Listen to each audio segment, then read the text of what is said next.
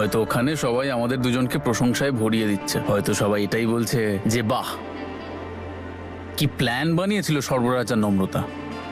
কি যায় আসে তাতে? কারণ আমরা তো জানি আমরা কি আর কেন করেছি।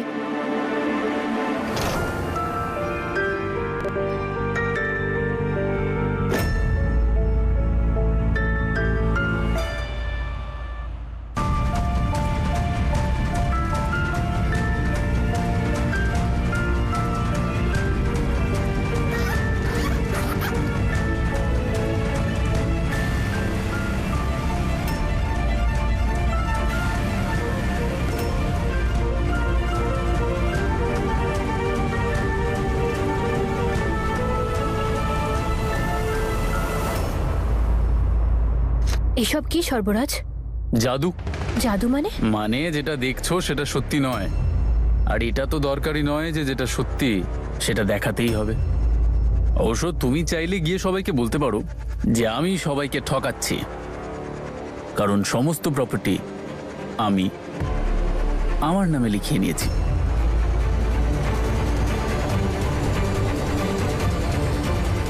আমি কাউকে কিচ্ছু বলতে যাব না। কেন? কারণ আমি জানি যে এটা চোখের ভুল নিশ্চয়ই হতে পারে, কিন্তু বাস্তবে আপনি এরকম কিচ্ছু করবেন না। এইটুকু তো আপনাকে চিনে গেছি, যে মানুষটা কোনো স্বার্থ ছাড়া কাউকে এতটা সাহায্য করতে পারে সে কাউকে এইভাবে ঠকাতে পারে না। আর আমি এটাও জানি যে আপনি যা করছেন তার পেছনে নিশ্চয়ই কোনো বড় কারণ আছে। যেমন এতদিন আপনি আমাকে কোনো প্রশ্ন করেননি, তেমন আমিও আপনাকে কোনো প্রশ্ন করব না যে আপনি এটা কি করছেন, কেন করছেন। চোখ বন্ধ করে ভরসা করছো কিন্তু তুমি। দাদু দিদা বলতেন যে ভরসা চোখ বন্ধ করেই করা উচিত, কারণ চোখ খুলে তো শুধু ব্যবসাই করা যায়। খুব ভালো যে তুমি অন্তত ভরসা করো আমাকে। ভালো কাজ একটা তেতো ওষুধের মতো হয় সর্বরাজ, কেউ সেটাকে পছন্দ করে না, কিন্তু যেই কাজে মানুষের ভালো হবে সেই কাজ করতে আমি কোনোদিন পেছাই না। আমাদের জন্য এই মুহূর্তে কি প্রয়োজন? এখন নিজেদের মধ্যে ঝগড়া করা, নাকি সিদ্ধান্ত নেওয়া যে এখন কি করণীয়? নাকি এটা ভাবা দরকার যে আমরা এখন থাকবো কোথায়? ভেবেছে কেউ এটা? লোকের নিন্দা করাটা খুব সহজ কাজ, কিন্তু সমস্যার সমাধান খোঁজা ততটাই কঠিন। হিয়া, তুমি মায়ের খেয়াল রাখো, আমি বাড়ি খুঁজে আসছি। ঠিক আছে ঈশান, ওই সর্বরাজকে তো আমি দেখে নেব।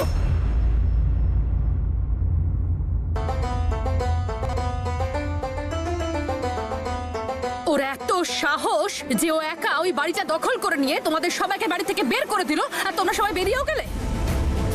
তোমরা চলো সবাই আমার সঙ্গে, আমি দেখাচ্ছি আজকে ওকে যে আমি কে আর কি কি করতে তোর পারি। যা করার সেটা তুই কর, কিন্তু এই সব লোকেরা না এই বাড়িতেই থাকবে। হ্যাঁ একদম, কেউ এখান থেকে কোথাও যাবে না, বুঝেছিস তুই? হ্যাঁ, আমিও তোষক বালিশের ব্যবস্থা করে ফেলেছি। সবাই এখানেই আরাম করে শোবে, কারো অন্য কোথাও যাওয়ার কোনো দরকার নেই। কি আনিয়েছো তুমি জেঠু? বাবা কি বলছে জেঠু?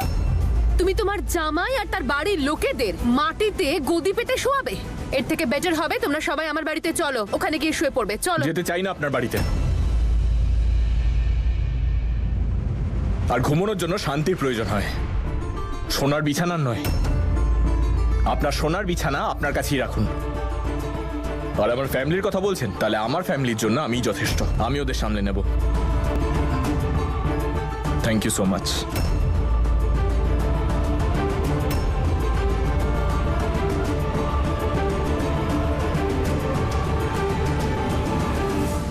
হ্যালো মিশান। হিয়া, তোর বর তো আমার কথা শুনবে না।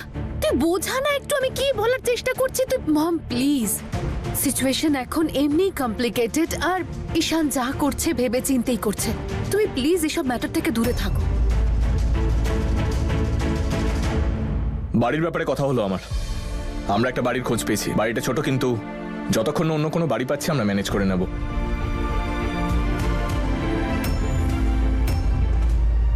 তাহলে ঈশান, সবাইকে নিয়ে যাওয়ার আগে আমরা দুজন একবার যাই, বাড়িটা আগে সেট করে নিই, তারপর সবাইকে নিয়ে যাব।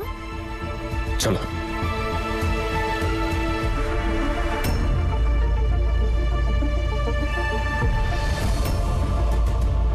হায় রে, এখন ঘর ভাড়া নিতে হবে। ওই নম্রতা আর সর্বরাজকে এবার আমি ছাড়বো না। আমি জানি আমি যেটা করেছি সেটা কারোর পছন্দ হয়নি, কিন্তু আমার তাতে কোনো যায় আসে না, কারণ এখন আমি জানি যে আপনি এইসব কেন করেছেন। আপনাকে তো জিজ্ঞেস করার আগেই আপনি আমাকে সব বলেছেন, সেজন্য আমি আপনার ডিসিশনকে সম্মান করি, আর এতে আমি আপনার পাশে আছি। তোমার খারাপ তো নিশ্চয়ই লাগছে যে সবাই চিন্তায় পড়ে গেছে, সবাই এত দুঃখ পেয়েছে। না সর্বরাজ, আমার খারাপ লাগছে না। আমি জানি ঈশান ওখানে আছে আর ও সব সামলে নেবে, ও কাউকে কোনো সমস্যায় পড়তে দেবে না। আর হিয়াও তো আছে ওর সাথে। অ্যাজ হাজব্যান্ড ওয়াইফ ওদের সংসারের এখন কঠিন সময়, আর এই সময়টাই ওদেরকে আরো কাছাকাছি এনে দেবে। ওরা একে অপরকে আস্তে আস্তে ভরসা করতে শিখবে।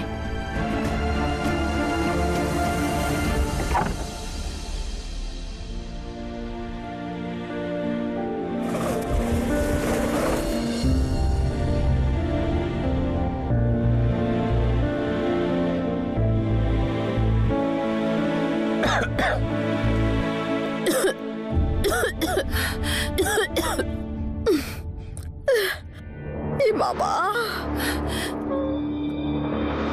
আমরা এখানে থাকবো এটা ভেবেই সাফোকেশন হচ্ছে। না, আমি এখানে কিছুতেই থাকবো না, কিছুতেই থাকবো না এখানে।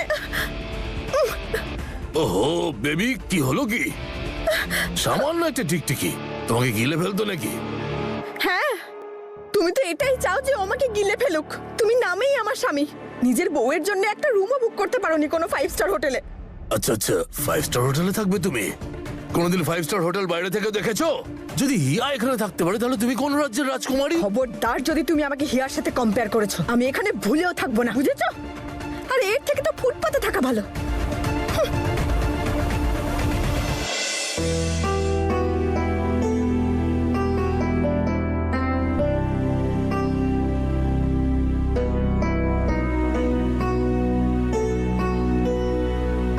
I am sorry. আমি জানি যে তোমার এই সমস্ত জায়গা থাকার অভ্যেস নেই, এমনটাও নয় যে তোমায় অভ্যেস করতে হবে, কিন্তু ডোন্ট ওয়ারি, আমাকে একটু সময় দাও, আমি সব ঠিক করে দেবো। আমরা একটা ভালো জায়গায় গিয়ে থাকবো, আর যে আমাদের বাড়ি হাতিয়েছে তাকে আমি কখনো ক্ষমা করব না। আমি আমাদের বাড়ি ফিরিয়ে আনবো, যাই হয়ে যাক না কেন।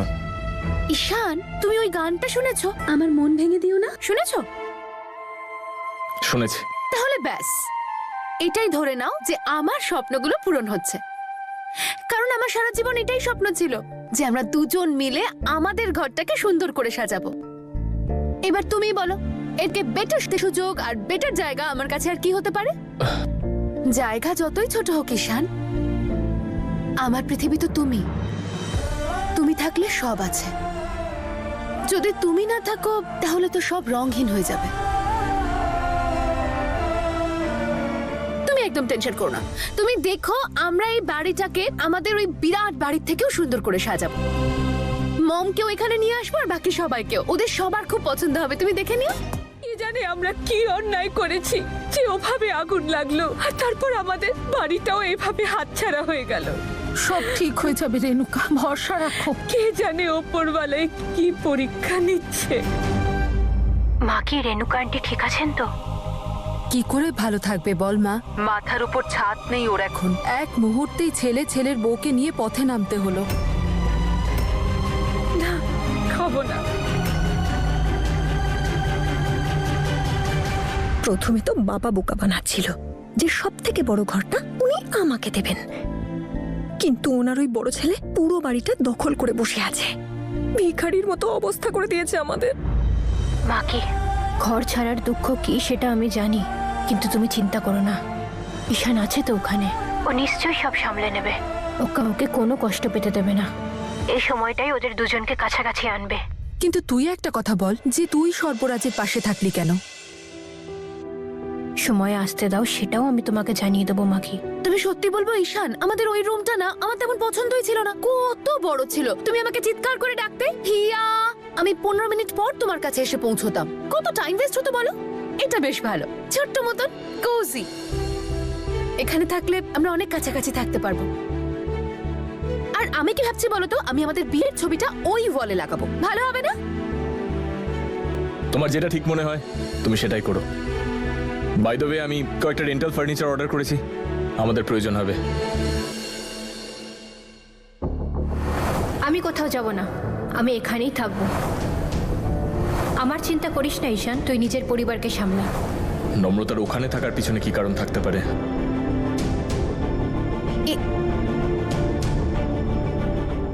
নম্রতা কোনো না কোনো ভাবে আমার আর ঈশানের মাঝখানে ঠিক চলে আসে।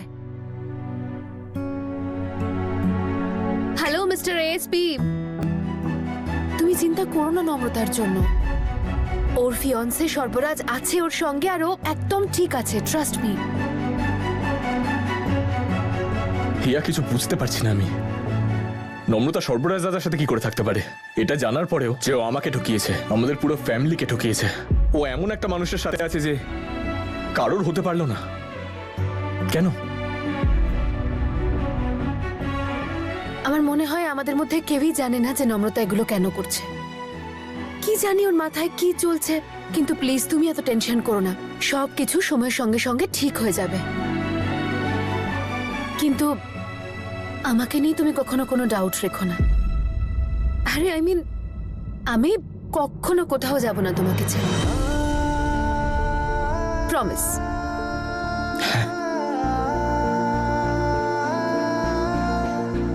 তুমি জানো ঈশান, যখন আমি তোমার সঙ্গে থাকি না তখন ওটা আমার জন্য ওয়ার্ল্ডের বেস্ট ফিলিং হয়।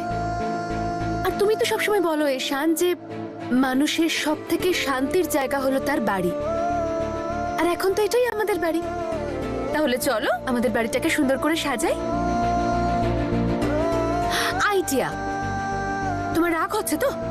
তোমার মুড খারাপ তাই তো? হ্যাঁ আমি জানি তোমার খুব রাগ হচ্ছে। তাহলে একটা কাজ করো, তুমি এই বাড়ির সমস্ত মাকড়সা, আরশোলা, টিকটিকিদের উপর তোমার রাগগুলো বার করো, রেগে মেগে সব কটাকে তাড়াও। তোমার মাথা দেখবে এমনি ঠান্ডা হয়ে যাবে, তুমি অনেকটা বেটার ফিল করবে ঈশান, তুমি দেখো। আর আমি একটা কাজ করি, আমি এই বাড়ি থেকে সমস্ত ধুলো আর নোংরাকে ঠিস। Sorry it's okay. I mean encounter করে দেবো। এরকম ভাবে